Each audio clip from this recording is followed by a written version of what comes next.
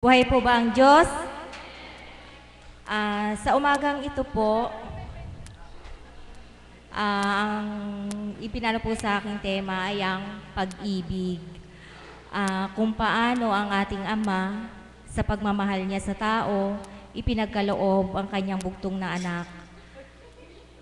Hindi lamang po sa mga material na bagay nadarama ang pag-ibig. Ang pag-ibig po ay nadarama rin sa pinahihintulutang mga pagsubok o pagdalisay sa atin. Sabi nga po,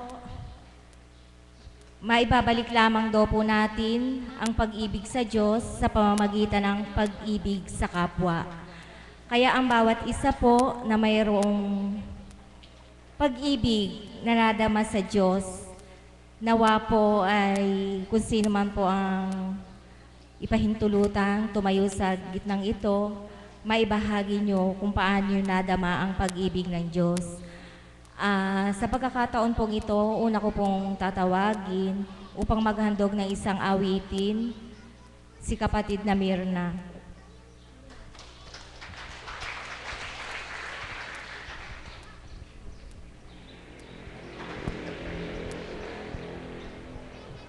Muli po, dakilang Ama, walang hanggang pasasalamat pong muli ang ibinabalik ko sa iyong dakilang pag-ibig, na nang dahil sa iyong pag-ibig, narito kaming mga anak mo, sa iyong banal na harapan, sa iyong banal na dambana ay patuloy na nagnanasa at nagmimithi na sa bawat araw ay makaniig ang iyong banal na Espiritu na sa pamamagitan ng iyong mga banal na salita ay higit kaming mapuspos ng iyong pagmamahal sa pamamagitan ng iyong banal na Espiritu. Salamat po, Ama. Kaya muli po sa pagkakataong ito, kahilingan ko po, manguna't waghari ang kalooban mo. Amen. Buhay po ang Diyos. Mapagpalang umaga pong muli sa ating lahat, mga minamahal kong mga kapatid. Marami po bang bago? May bago po ba? Anak? Bagong dating.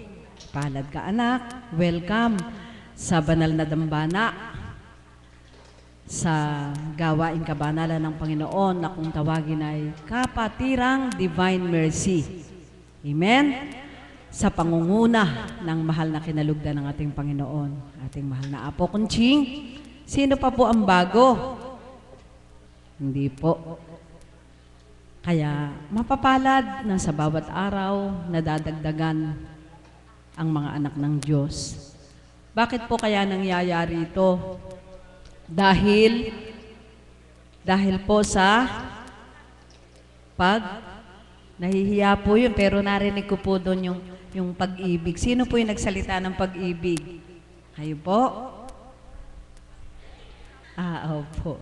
Dahil po sa pag-ibig ng Diyos, tayo pong lahat, sapagkat kapag hindi naghari ang pag-ibig ng Diyos sa ating puso, marahil ay nanaisin nating tayo ay sa ating tahanan. Amen?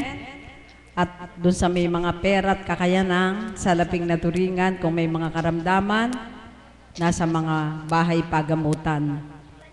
Amen? Kaya po, napakabuti ng Ama, pag-ibig. Kung pakikinggan po natin yung salitang pag-ibig, sasabihin natin sa dating buhay, pag-ibig. Di may pag-ibig ka, magmahal ka. Kung may pera ka, magbigay ka. Kung may pagkain ka, magbigay ka. Ganun po yung pangunawa ko sa pag-ibig. Ano po? Subalit ngayon, nang dahil sa pag-ibig na naramdaman natin mula sa Diyos, ang lahat ng mahirap ay nagiging magaan para sa atin. Amen po ba? Ano po yung ibig kong sabihin? Gaya po ngayon, ito po yung napakababaw na halimbawa na ibibigay ko sa inyo. Pagdating ko po parang Di naman po ako pagod dahil sa totoo lang po parang wala na po akong ginagawa ngayon sa aming tahanan. Salamat sa Ama, salamat sa aking kabiyak ng puso na katotohanang sa kanyang pagkalinga at pag-aaruga ay damandama ko ang pag-ibig ng Diyos. Pag-upo ko po sa luklukan, nakatabi ko po ang batang si Mary Rose. Inaapoy po ng lagnat. Naramdaman ko po sumandig siya sa aking balikat. Sa puso ko, kung nakaupo lang po ako, parang walang udyok na ako'y humaplos. Parang ayaw po. Katwiran ko naman sa sarili ko, taong-tao. Hahaplusin ko parang taong humahaplos na parang wala sa damdamin. Habang nagpipraising song, nakapikit ako, sumandal yung bata sa balikat ko. Naramdaman ko po yung init, umaaso po dito sa kabiyak ng mata ko, dito sa bandang kanan. Tapos nakahimlay po siya, naalalanghap ko po yung init na lumalabas doon sa ulo niya. At pagdaka po, namulat yung mata ko habang nagpipraising. Nasilaya naman po ng mata ko ang anak na Rowena at ang kapatid na Marlene, na habang nagpipraising po sila ay pinasilay sa akin ng Ama yung halos nag-i-explain sila, yung daman-daman nila yung kanilang pag-praise, pagpupuri sa ating Panginoon. At doon po napukaw yung damdamin ko, masilayan ko yun. Parang pinadama sa akin ng Diyos na habang silang dalawang kapatid natin ay gumaganon, dumudulog sila sa kanilang mga kaisipan. Palakpakan po natin ang Panginoong Diyos na buhay. At yung damdamin ko po ay nagpupamiglas na tumindig, binitiwan ko yung bata, lumapit ako kay anak na Rowena at dinampi ko kinuha ko po yung palad at nilagay ko sa dibdib ko. At doon ay naramdaman ko na ang mga bagay na yun ay isang padama ng pag-ibig mula sa Diyos. Kung tao lang po, ano po ba mararamdaman natin? Amen po ba? Marahil kung bilang sangkatauhang damdamin, ito po, nagdaan po ito sa aking bilang katauhang pag-uugali. Dati po, pag nakakakita ko ng ganon, sabi ko sa sarili ko, ba't kaya hindi sila dumulog sa Panginoon at nagkakaganunan pa sila'y marami nagkakasala? Subalit alam niyo po, kapag nangyari sa inyo at naramdaman ninyo, ang lahat ng makita ninyong gumaganon at inadapt niyo sa puso niyo na marahil sila'y tinitigatig ng banal na espiritu, kaya ang kanilang katawan ay nag-uugaan. Damandama ko po ang pag-ibig ng Diyos. Kaya po, biglang napukaw yung damdamin ko. Sabi ko sa anak na Edith, kanina, sabi ko, ang sagot ko, sige anak, kung anong kalooban ng Ama, parang wala pang udyok sa puso ko, patawad po Ama. Subalit nang maramdaman ko yon, sabi ko sa sarili ko, sige anak. Marahil sa aking pagbabahagi, hindi gayon kalinaw, hindi gayon kalawig, o hindi gayon kapuno, hindi ganon kaliwanag kung inyong pakikinggan yung pagpapaunawa ko sa salitang pag-ibig. Subalit ang mga kaganapang ito na ipinasisilay ng Panginoon ay saan nagmula? Di ba sa kanyang pag-ibig? Nasa pamamagitan ng mumunting handog niya na yon at ating idinama sa ating puso. Pagdaka, yung ating laylay na katawan ay sumisigla, sumasaya. Amen po ba? Nagpupumiglas at nagmimithing, muli ay maging bahagi ka. Magamit kanya, mapagtiwalaan kanya.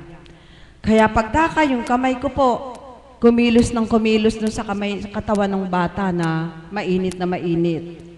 Nadamandama ko sa puso ko yung pag-ibig mula sa Diyos. Ialay mo kung ano yung ipinagkaloob ng Panginoon sa'yo, yung pag-ibig. Alam niyo po, pag yung pag-ibig, sa damdamin mo yung nagmula sa pag-ibig ng Diyos, kaya mo lahat tiisin. Kaya mong magbata. Kaya mong lumaban.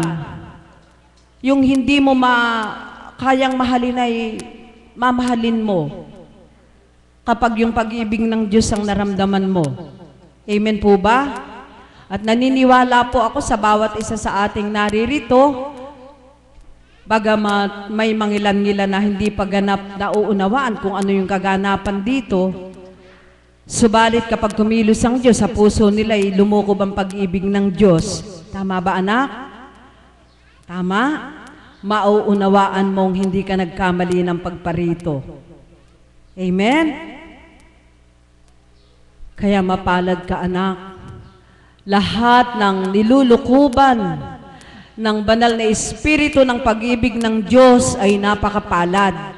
Sapagkat kapag sa ating puso lumukob ang pag-ibig na mula sa Diyos, mawawala sa ating mga damdamin yung pagsusuring hindi maganda, yung mga damdaming hindi mainam.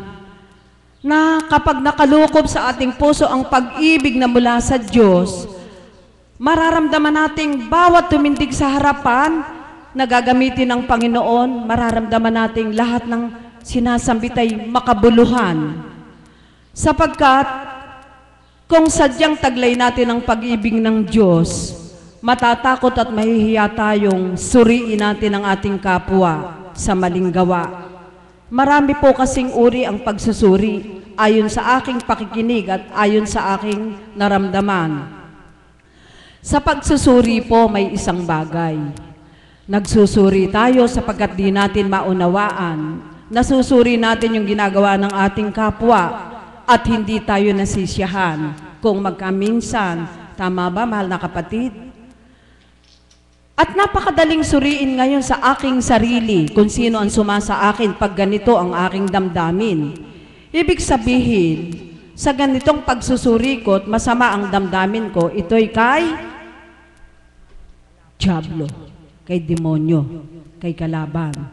Subalit kung sa aking pagluklok at sa aking pakikinig, bawat kapatid kong tumitindig, sinusurit, nililirip kong mainam ang bawat nilang tinuturan at ipinahahayag sa harapan, ako'y nasisiyahan at hindi ko maramdaman yung kanilang pagkakamali, kundi ang nararamdaman ko ay yung mga bagay na makapagdudulot sa akin ng lakas at sigla. Anong ibig sabihin ng pagsusuri ko?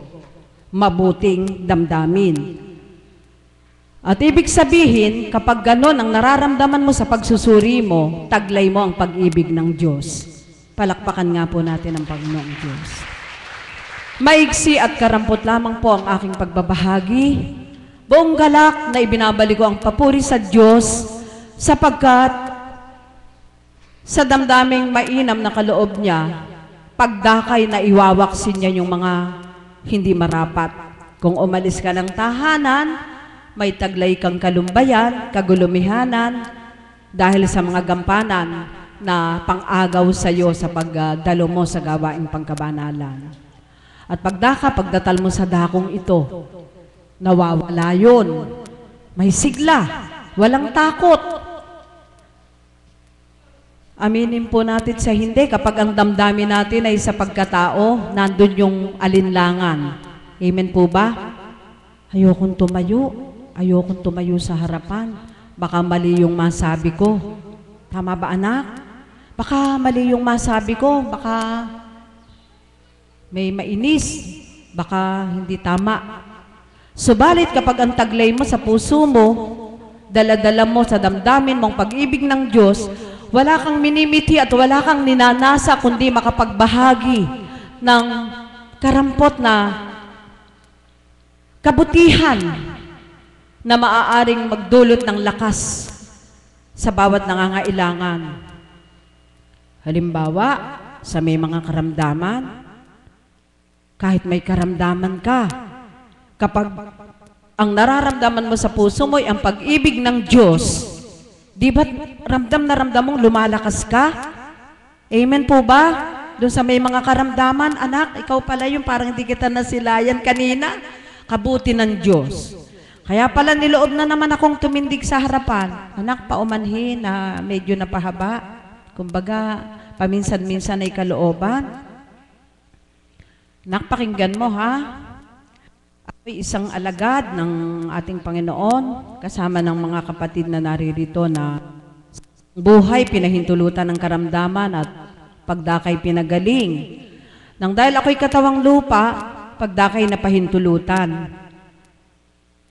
Nang dahil taglay ko sa puso kong pagtitiwala at pag-ibig sa Diyos, damandama ko ngayon na unti-unti na niyang pinagaling ang aking karamdaman. Unti-unti niyang ipinadadama sa akin na kailanman ay hindi niya ako iniwanan. At kung saan sa aking harapan, kapatid na Mila na turingan ay pareho ng karamdaman. Mapalad ka anak, yung unang kapahintulutang bukol sa dibdib ko, parang ikaw. Instant healing. Ang ipinagagamot ko'y ang tiyan ko nung mga panahon na yun, pagdakay sumikal ang bukol sa dibdib at saka dudulog ko kapapanangis at kapag dulog ko sa Panginoon, hindi ko namamalayan. Ang pinagaling ay karamdamang di inaasahan. Palakpakan po natin ang Panginoong Diyos. Kaya nung nagpapahayag ka anak, na pinatindig ka ng katauhan ng mahal na Apo sa kapangyarihan ng banal na Espiritong sumasa kanyang katauhan, parang ibig kong tumindig at ikaw ay aking tabihan upang dalawa tayong magsimigaw na ang Diyos ay buhay. Napakabuti ng Panginoon sapagkat sa di mo inaasahan, pagagalingin ang karamdaman na hindi mo alam na sisikal sa'yo. Subalit sabi ko nga po, nang pagtiyagaan ako ng ating Panginoon na siya'y makilala sa pamamagitan ng katauhan ng ating minamahal na Apo Kunching, binigyan niya ako ng lakas ng loob. Bakit ko po nasabi yun?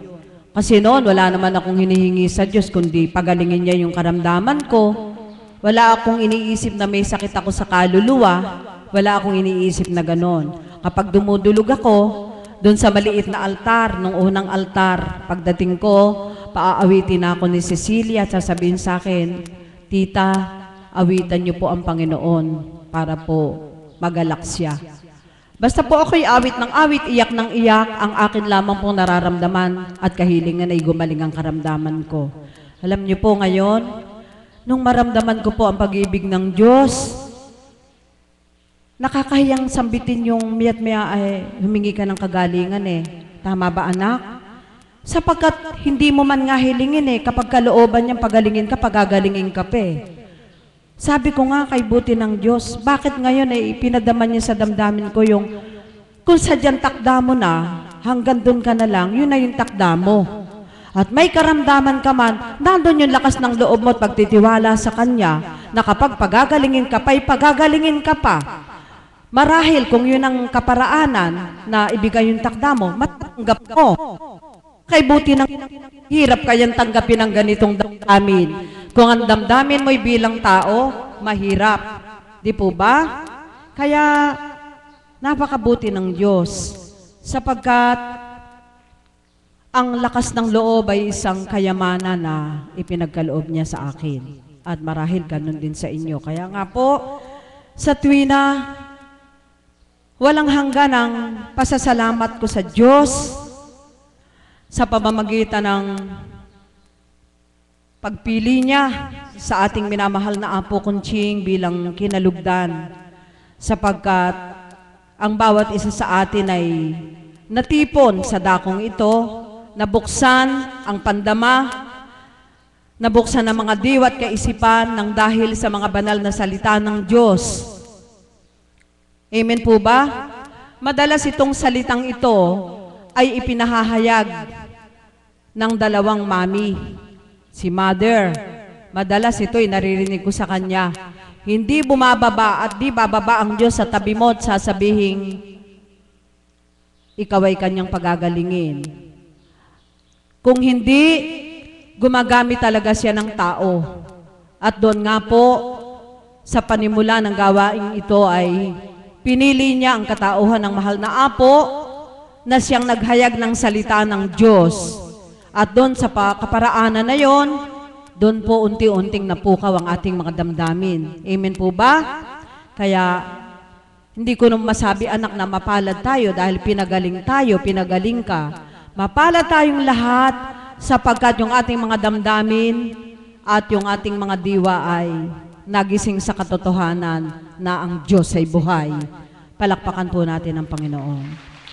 Maraming salamat po sa inyong lahat at muli nais kong mag-alay ng awitin sa ating Panginoon. Kung paano ang pag-ibig niya ay isang napakainam at napakabunting pundasyon sa ating puso. Sapagkat kung walang pag-ibig, maraming bagay tayong hindi kayang tupdin.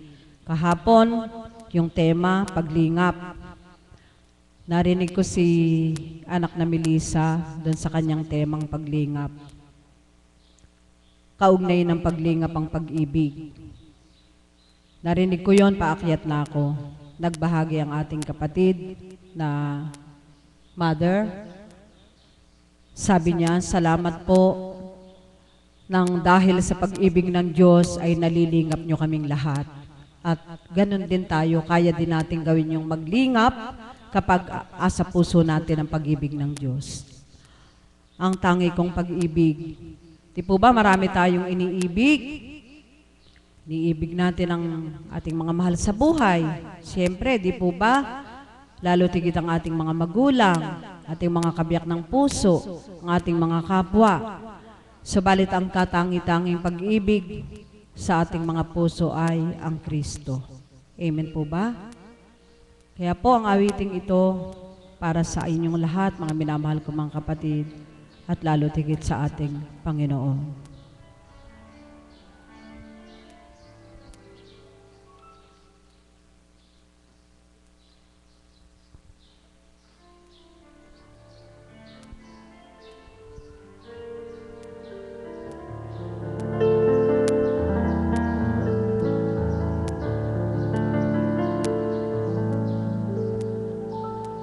Ang tangi kong pag-ibig,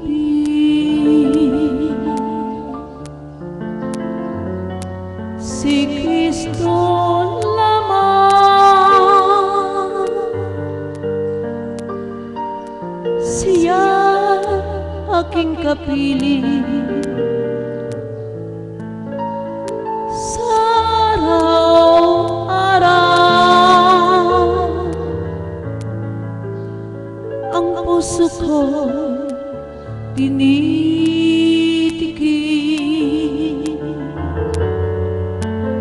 ng kagalakan at ang bawat araw ko ay magkulay kapag ako nalulumbay sa aking buhay. Si Kristo ang hinahanap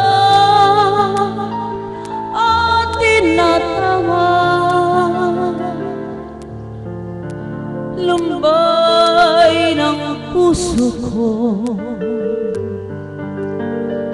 tagling napaparang,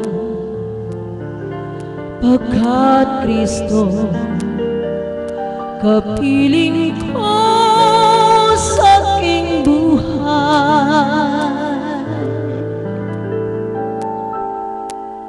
Ang tangi kong pag-ibig, si Kristo lamang. Siya'y aking kapiling sa araw-araw. Ang puso ko'y tinitigil ng kagalakan at ang bawat araw ko ay magkulay kapag ako'y nalulumbay sa aking buhay. Si Kristo ang hinahanap at tinatawag. Lumbay ng puso ko, tagling napaparang, pagkat Kristo kapiling ko sa aking buhay. tangi ko pag-ibig. Si Kristo lamang, siya'y aking kapiling.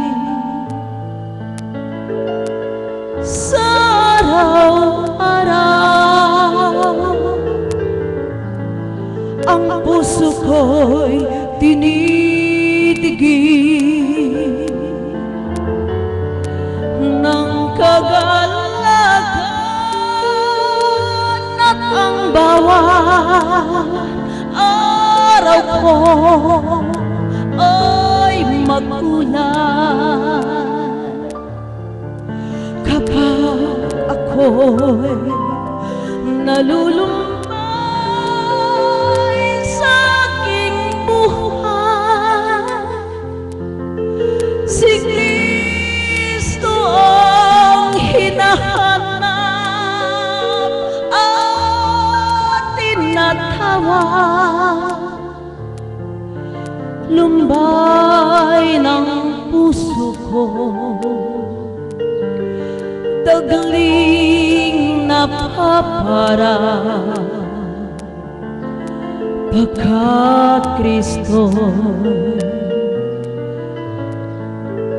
pagkat Kristo, kapiling ko sa aking buhay.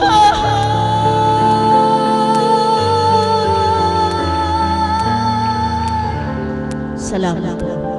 Salamat po sa inyo. Maraming salamat po.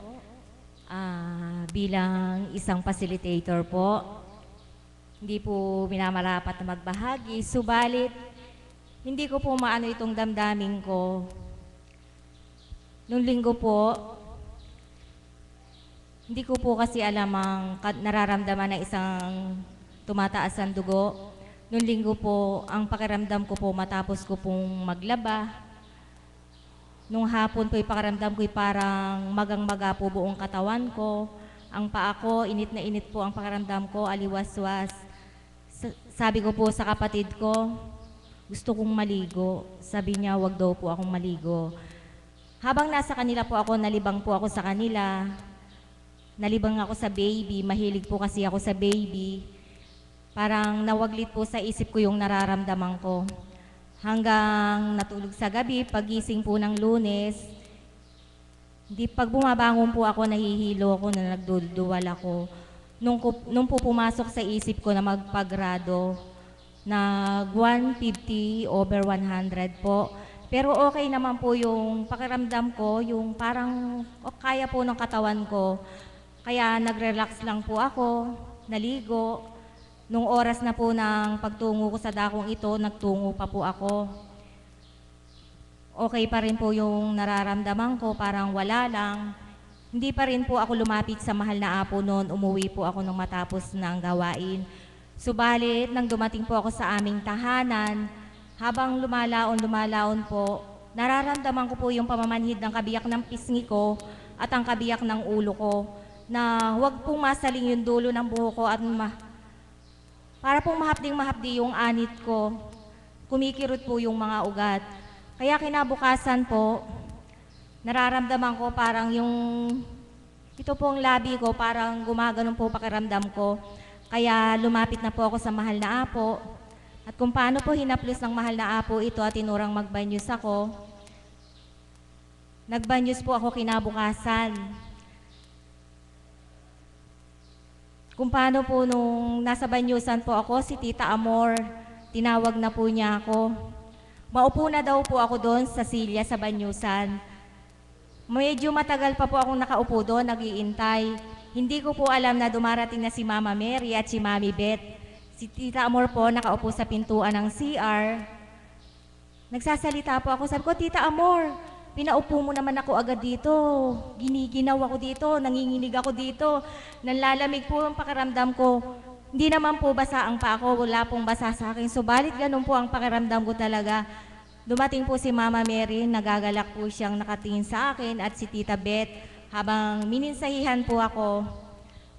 At hinaplos po ni Mama Mary habang binabanyusan ng pisngi ko, ang kabiyak ng ulo ko, yung pawis po niya, ipinahid niya po dito sa aking ulo, sa kabiyak at sa pisngi at dito sa puso ko.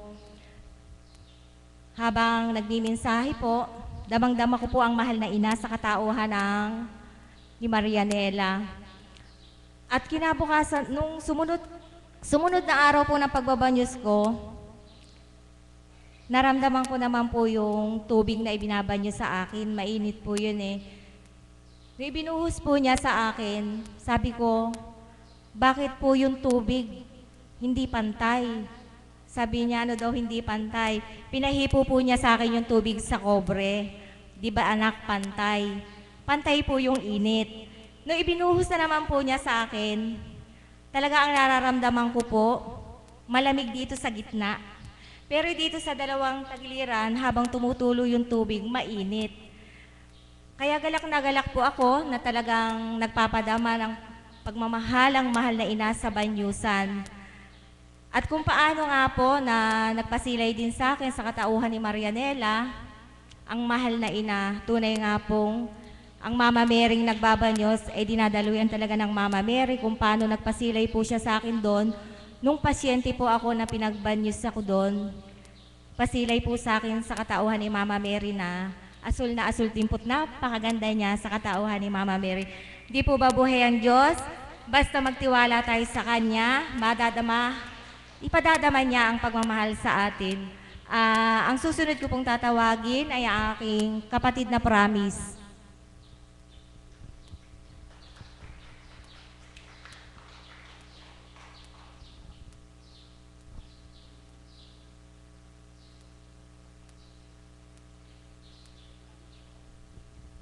Purihin ang Diyos. Palakpakan nga po natin ang malakas ang buhay na Diyos.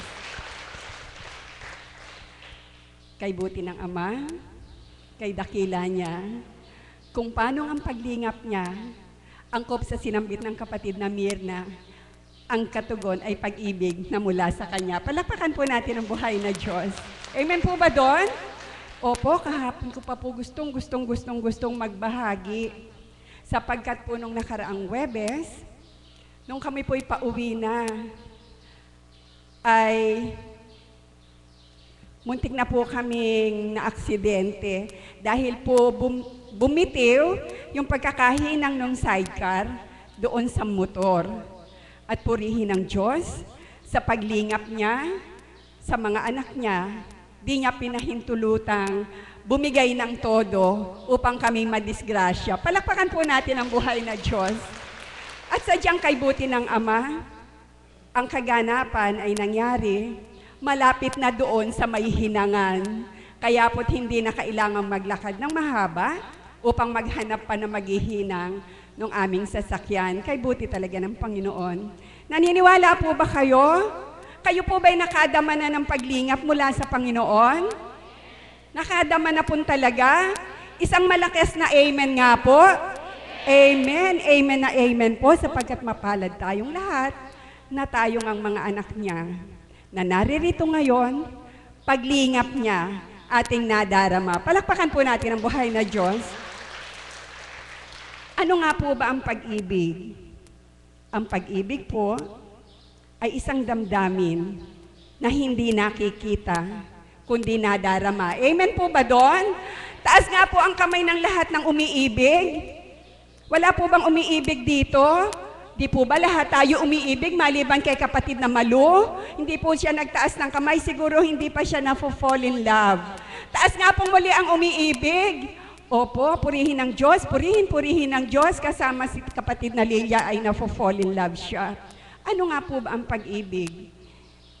This is something like damdamin, pulsating, nagpupumiglas, nagwawala, na kapag hindi mo binigyan ng pansin, para kang maloloka. Amen po ba doon? Ganun po ang Ama. Hindi po natin namamalayan, tayong lahat ay iniibig niya. Subalit tayo'y manhid upang mag-umibig sa Kanya. Palakpakan po natin ang Diyos. Amen po ba doon, kapatid na Goydo? Opo, amen na amen po doon. Sapagkat po, ang Panginoon ay gagamit ng tao upang ipadama ang pag-ibig niya sa atin. Ang pag-ibig niya ay walang sukatan. It's like an ocean. Wala po itong pasimula at walang hangganan. Okay po ba yun sa inyo? Naniniwala po ba kayo dun sa sinambit ko? Ang pag-ibig ay hambing sa isang dagat na di natin alam ang simula, kung saan ito nagsimula at kung hanggang saan ang kanyang hangganan, di po ba? Kahit po maghanap kayo sa mapa, di nyo po matutunton kung saan siya nag-umpisa at kung saan ang katapusan niya. Tanging Ama lamang ang nakababatid ng hangganan niya. Palakpakan po natin ang buhay na Diyos. Kung kaya po tayo mga kapatid, kung paano ang pag-ibig na ating ibinabahagi sa ating kapwa, ito din daw po ang pag-ibig na ipinadadama natin at ibinabalik sa Panginoon. Amen po ba doon? Amen po ba doon? Opo, sapagkat ang sabi niya nga sa banal na aklat, anuman daw pong bagay na ginawa natin sa ating kapwa, kahit maliit man, dili kaya'y malaki, ito ay para sa kapwa natin, pahatid sa Kanya. Palakpakan po natin ang buhay na Diyos. Kaya po, sa aking buhay, ako'y nagpupuri sa Panginoon, sapagkat nga, gaya ng iba kong kapatid rito, I was about on my early 50s, nung ako ay inakay niya sa dakong ito. Una pong naging tagasunod, ang anak kong bunso, kasama nila Doki, nila Iya, bilang isang koro. At noon sa tuwina, pag sinasabi niya, Mami, may hayo, dito lang sa sumama ka, gusto mong pumunta.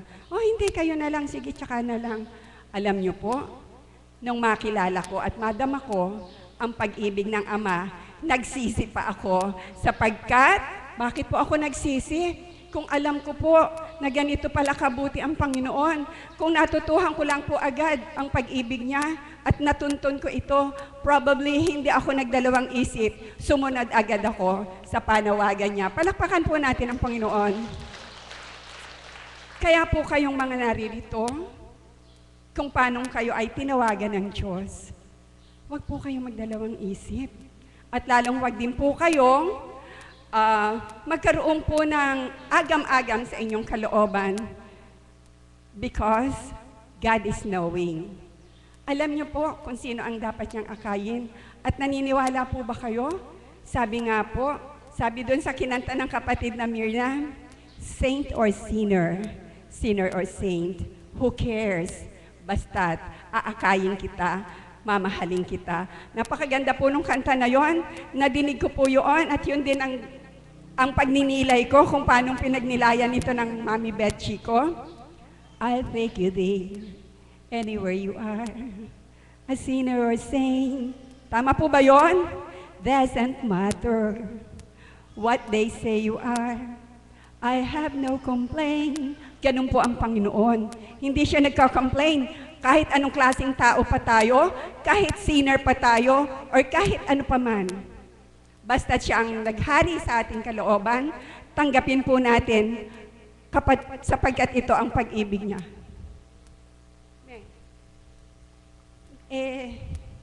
I'll take you there, anywhere you are, a sinner or saint, doesn't matter what they say you are. I have no complaint, whether it's foolish or wise, dear. I'll go along, trusting you. They say the devil is in your eyes, dear, but it looks like an angel to me. Tama po ba? I won't ask you what the past had been, the dreams you have had, all the blessings, I'll think all your sins, the good and the bad. Who cares what people say of you? Who cares what pictures they paint? All that I know is that I love you, saint or sinner, sinner or saint. Palakpakan po natin ang buhay ng Diyos. Alam po, talagang totoo po, lahat po naman tayo dito, hindi po lahat lang ng mabuti ang inaakay ng Panginoon. Sapagkat Kanya nga po tayo inakay niya ay dahil sa ating kasalanan. At ang rason po kung bakit niya tayo inakay ay sapagkat tayo ay iniibig ng Panginoon. Palakpakan po natin ang buhay na Diyos. Kaya po, nawa po, isa lang po ang aking gustong ibahagi sa inyo. Nawa po, tayong mga anak niya na inakay sa dakong ito, matutong madama ang tunay na pag-ibig ng Ama.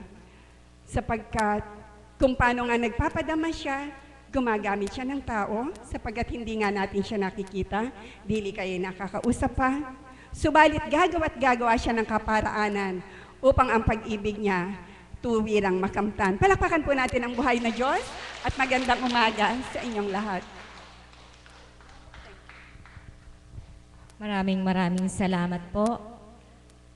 Ang susunod ko pong tatawagin ay ang aming Mother of the House.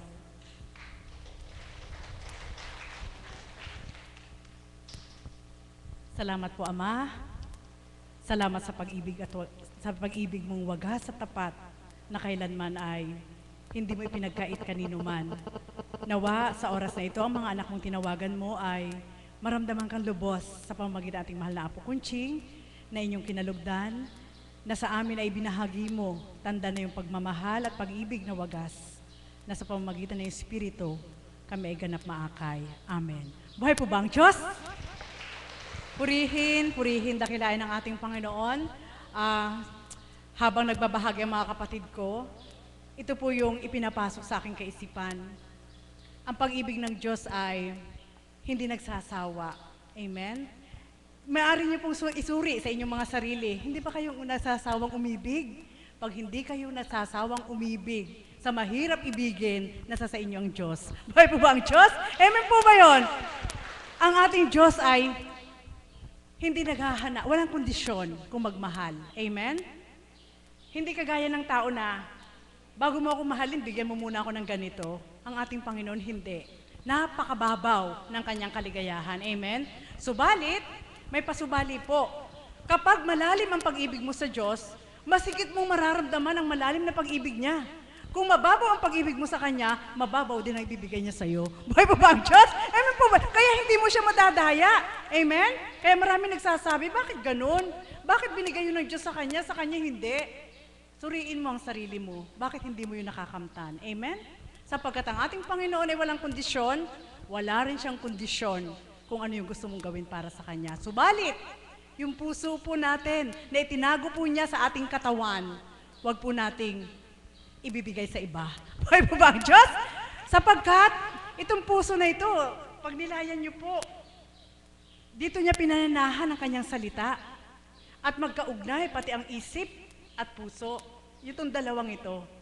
So ibig sabihin, kaya niya ito itinago na hindi mapakialaman ng iba, kailangan siya lang may-ari nito. Amen? Alam niyo po mga kapatid, napakarami ko pong natutunan sa dakong ito. At ang wagas na pag-ibig ng ating Panginoon na aking nakamtan ay ang pag-ugnay niya ng kanyang Espiritu na wala mang Kristong bumaba at naging tao, may Espiritu Santo na ginamit sa atin. At sa pamagitan ating mahal na Apo Kunching, yan ang patotoo na iniibig tayo ng Diyos. Buhay pa ba ang Diyos? Sapagkat kung walang naging daluyan, wala din po ngayon sa harapan si kapatid na Marisa, wala din po kayo. Hindi natin malalasap ang tunay na pag-ibig ng Diyos kung walang dinaluyan. Amen? Kaya salamat po sa Ama, dakilain siya, sapagkat sa pamagitan ng kanyang Espiritu, na sabi nga ng tao ay parang multo, hindi nakikita. Subalit nakapapasok sa kalooban ng sinuman at kapag napasok, siguradong mabibihag siya. Buhay pa ba ang Diyos? Pag-ibig ng Diyos, nag-uumapaw, lagi kong sinasambit, nag-uumapaw po sa aking ulo. Bakit?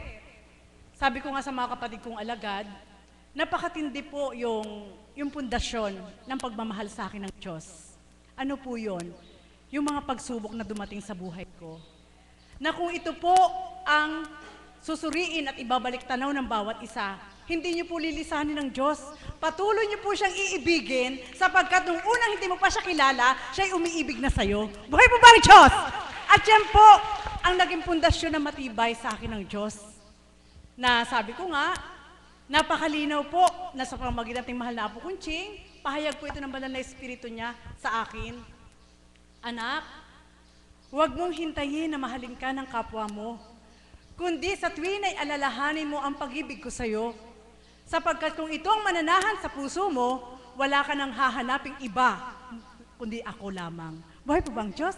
Kaya mga kapatid, kapag binaybay ko at nagbalik tanaw ako sa unang buhay, sadyang naramdaman ko na iniibig ako ng Diyos. Sapagkat tayong lahat, iniibig niya. Bakit hanggang ngayon may hininga tayo? Bakit hanggang ngayon buhay pa tayo? Bakit hanggang ngayon andito pa rin tayo? Sapagkat yan ang senyales na iniibig tayo ng Diyos. Amen? Ngayon po, paano ko ito maibabalik sa Kanya, itong pag-ibig na ito? Alam niyo po, sabi nga, tao lang. Madalas yung sabihin, tao lang. Nasasaktan ka, maaari kang magdamdam, maaari kang magtanong. Ngunit, kapag sinuri mo, yung pundasyon na ibinigay sa ng Diyos kung paano ka nilingap at minahal mula sa simula, wala pa rin makapapantay na tao para yun ay maapawan. Kundi mangingibabaw pa rin na mas lamang ang ginawa sa iyo ng Diyos kaysa ginagawa sa iyo ng tao. Buhay po ba ang Diyos? Kaya hindi ka magagalit. Amen? Kahit masakit. Oo, parang dadaan lang, dadampi sa yung balat. Masakit. Subalit hindi na ngayon papasok sa puso mo. Kundi pinadama lang ng Ama sa aking pagninilay na yung mga sakit na yon ay sakit din na nararamdaman ng Ama na hindi mo dapat panahanin sa puso mo, gaya ng ginagawa ng Ama. Sapagkat kung lahat po ng iniibig ng Ama na nakikita niya na hindi gumagawa ng maganda at ang Ama ay napuot sa kanyang puso, lahat po tayo parurusahan. Buhay po bang Diyos? Amen po ba yun? Sige po, magnilay po kayo. At yan po ang tumatak sa puso ko. Nang mahimay ko po, mula nang ako'y nadako sa dakong ito, sa pamagitan ating mahal na Apo Kunching, na nagpakilala pong lubos ang ating Panginoon, hindi man siya bumaba, subalit sa pamamagitan ng kanyang Espiritu, noon, ngayon at kailanman, siya pa rin yun. Buhay po ba ang Diyos? At yun po ngayon ang aking pamatok, na anuman ang sambitin ng tao, anuman ang gawin ng tao, hindi pa rin mapapantayan ang ginawa ng Diyos sa buhay ko. Kaya, no regrets. Buhay po ba ang Diyos? Sana po, ganun din po kayo. Amen? At yun po yung, sabi ko nga, focus po ngayon, bilang isang hinirang, makapagbalik ako ng pag-ibig sa Diyos. Sapagkat kung hindi ko ito gagawin, at hindi mananahan sa puso ko, syempre po, tao nga lang. Amen? Nasasaktan, magtatanong, at maring magsawa. Subalit ang tumutupad na mula sa taas, na mula sa banal, hindi po nagsasawa susunod ka na lang. Buhay po ba ang Diyos, mga kapatid? Bawat araw, nadarama ko po, na kailangan kong magsumikap, magsumakit na makapagbalik ng pag-ibig sa Diyos. Sapagkat sa buhay ko ngayon, sa buhay natin ngayon, kung bakit tayo tinawagan sa dakong ito, isang patunay ng Ama na kailangan ka rin niya upang mailayon ang pag-ibig na mula sa Kanya. Pupunta ka lang ba dito o maging isang mother of the house, yung kapatid na Marisa, para lang ganito? Hindi. Kailangan natin gumawa upang ang pag-ibig na ito ay maging makatotohanan sa mata ng madla. Buhay pa ba ang Diyos? Sapagkat kung wala pa tayong gagawin, madaling sabihin kasing mahal kita sa bibig. Subalit yung mahal na yan, sinasabi lang yan. Pero pag ginawa mo, matatatak sa puso mo na mahal nga ako ng taong yon. Buhay po ba ang Diyos? Ganyan ang ating Panginoon. Nagmamahal siya, umiibig siya, gumagawa siya. Kaya, para maibalik sa kanyang pag-ibig, dahil wala ngang kondisyon, yun lang po. Hindi po siya demanding na kagaya ng tao. Hindi po siya, kapatid na Marisa, binigyan kita ng ganito, ibalik mo sa akin. Hindi siya ganon. Napakasimple lang ang ating Panginoon. Sobrang simple lang. Napakababaw ng kanyang kaligayahan. Yung makita lang po niya na ang kanyang mga anak ay tumutupad, hindi man lahat makakapuno na po sa lumbay ng ating Ama. Buhay po ba ang Diyos? Kaya nawa po, tayong lahat ay mapabilang sa Kanyang pagmamahal, sa Kanyang paghahari, upang ang pag-ibig ng Diyos ay huwag masayang. Ang pag-ibig na hindi niya binigyan ng patlang, ang pag-ibig na hindi niya pinutol sa sanlibutan, kundi ang pag-ibig na ito'y patuloy niyang pinadarama kanino man upang parangalan ng Ama at masambit ng lahat na buhay siya. Amen? Buhay po ba ang Diyos? Kaya, mga kapatid, ito po yung iiwanan ko po sa inyo. Kung hindi makapagbalik, hindi ko po kayo tinuturuan, subalit ito'y nagaganap sa aking buhay. Nais ko lang po ipaabot. Kung hindi makapagbalik ang kapwa mo ng pag-ibig mo sa'yo, huwag kang malumbay. Kapain mo pa rin sa puso mo na higit kang iniibig ng Diyos. Sapagkat bawat minuto segundo ng ating buhay, hindi napaparam ang paggawa ng Diyos sa ating mga sarili. Amen? So kung ito ang magiging pananahanin mo sa puso't isip mo, wala pa rin makakalagpas doon sa pagmamahal ng Diyos sa'yo. Kahit mahirap ka, kahit sinasaktan ka, kung maiisip mo na may ginagawa ang Diyos sa'yo, bukod sa ginagawa sa'yo ng tao, malamang pa rin na mangingibabaw ang Diyos sa puso mo. Buhay po ba ang Diyos? Opo. Sino ba ang hindi napuot? Naranasan ko rin po yun. Sino ba ang hindi nag-isa? Naranasan ko rin po yun. Sino ba ang hindi kumain? Naranasan ko rin po yun. Sino ba ang palipat-lipat lang para makitulog? Naranasan ko rin po yun. Sino ba ang itinakwil? Naranasan ko rin po yun. Subalit dahil sa pag-ibig ng Diyos, na akala ko noon ay wala ngang nagmamahal sa akin. Ngayon ay damang-dama kong mahal na mahal niya ako sapagkat lahat ng hindi ko nakita sa unang buhay ko'y pinadarama niya sa akin ngayon. Buhay po ba ang Diyos? Sa madaling salita, kapag may hapis, may tuwa, may liwanag, may luwalhati. Yan ang pag-ibig ng Diyos. Kailangan daanan mo. At syempre po, kung gusto mong maramdaman ang tunay na pag-ibig ng Diyos, kailangan may maganap sa'yo. Ano kaya yun? Sasabihin nila, bakit kailangan may maganap? Pwede namang mahalin kahit walang maganap. Sapagkat higit mong mararamdaman, sabi nga ni kapatid na Edith, sa pagsubok na magaganap na pahintulot sa buhay mo, higit mong mararamdaman ang wagas na pag-ibig ng Diyos. Buhay po ba ang Diyos? At yan po, salamat po Ama, ayoko ma-overwhelm. Amen? Kundi, sabi nga, minsan kapag na-overwhelm ka, at pinanahan mo lang sa sarili mo, kabiguan pa rin yun sa'yo sapagkat hahanapin mo sa kapwa mo. Subalit, kung ipamimigay mo ito, yung overwhelmed na pag-ibig ng Diyos at ipamimigay mo, wala mang matira sa'yo, hindi ka pa rin mawawalan.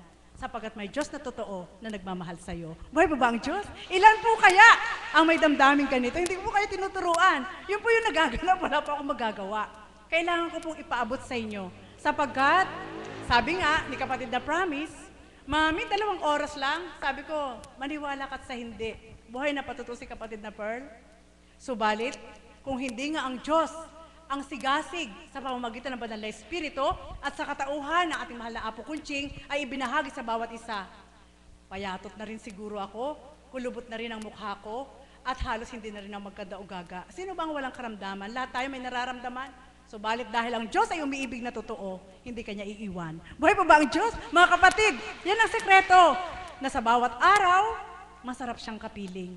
Salamat sa Ama, may isang Apo Kunching na tumanggap na totoo, nagpakatapat, tumupad, at sa dakong ito, nakipagtipan ng ating Ama sa pamamagitan ng kanyang Espiritu, at do'y pinadarama niya, na sabi nga niya, anak, huwag kang malumbay, andito na ako sa tabi mo kahit hindi mo ako nakikita.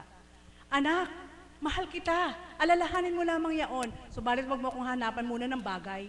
Sapagkat minsan dito nabubulag ang tao, kaagad pagdaka, ang rating nila, mahal ako ng Diyos dahil may bagay na binigay. Hindi po, mabubulag kayo dyan. Kundi, damhin niyo po sa puso niyo, yung pinakamahirap na hindi niyo kayang gawin at nagawa ng Diyos, ganyan kanya-kanya kabahal. Buhay po ba ang Diyos? Kaya mga kapatid, nawa po, mayroon po kayo nakuha kahit karampot. At yan po ang sikreto ng isang kapatid na Marisa. Hindi ko po pinagmamagaling ang aking sarili, kundi pinagmamagaling ko ang Diyos na hindi ko pwedeng itago. Wala akong pagtataguan. Kahit saan ako sumulong, nararamdaman kong mahal ako ng Diyos.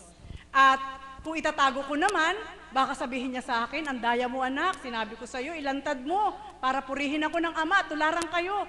magagalit siya sa akin. Kaya inilalahad ko po ang katotohanan, ang pagmamahal ng Diyos ay wagas at tapat, walang kondisyon. Tupdin yung lubos at tayong lahat ay may karapatan. Muli, magandang umaga at maraming salamat. Maraming salamat po, Mother. Marami po ba kayong napulot sa kanyang mga ibinahagi? Ang susunod ko pong tatawagin ay mag-aalay ng isang awitin, si kapatid na Pilar.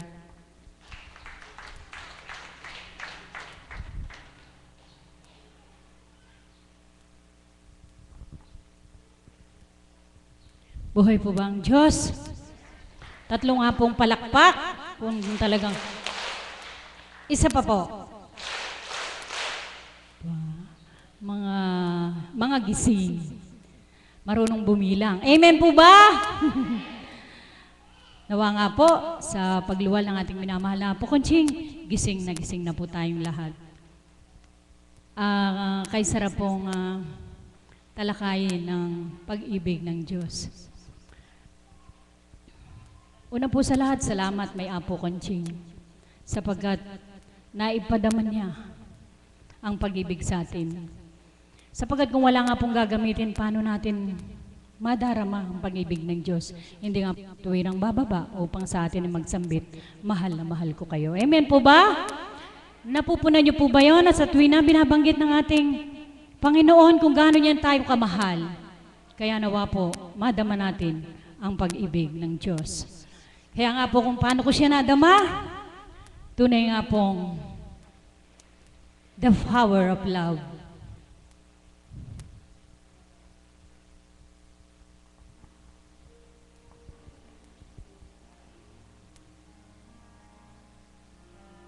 Para po sa inyong lahat, nawa po makapagdulot kahit kapurit na galak sa inyong puso. Damhin niyo po ang awitin.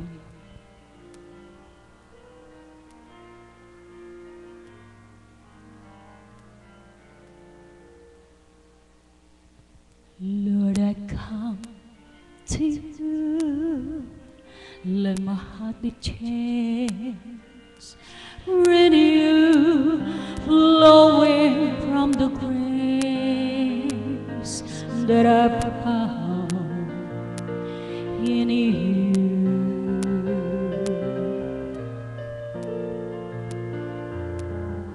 Lord, I've come to know the weaknesses I see in me will be stripped away by the power of your love.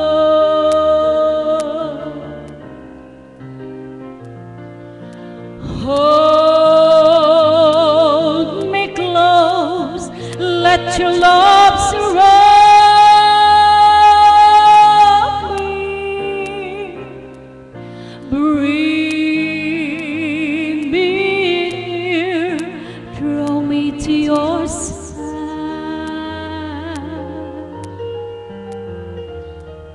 And as I wait, I rise up, Lord,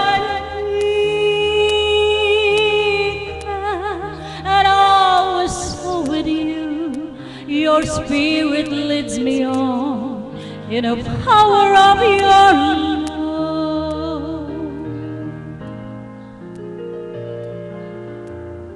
Lord, unveil my eyes, let me see your face, to taste the knowledge of your love as you live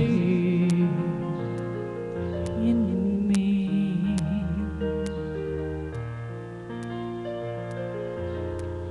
Lord, renew my mind as you will unfold in my life and live it every day by the power of your love.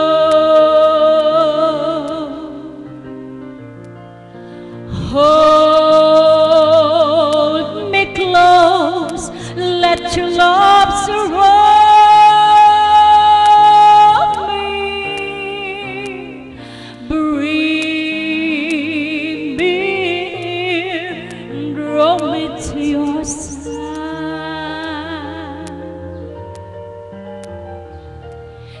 And as I wait, I rise up like an eagle, and I will soar with you. Your spirit leads me on in the power of your love.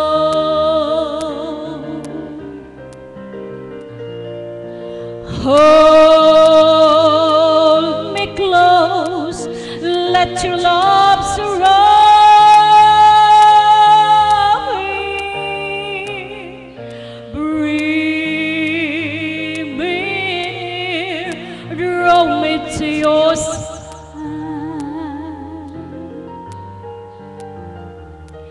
And as I wait, I rise up like an eagle,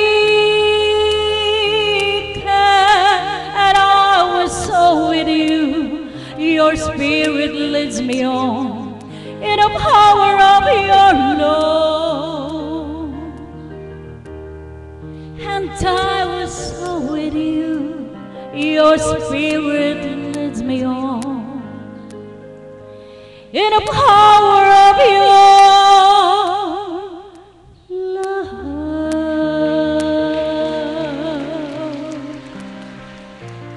Salamat po.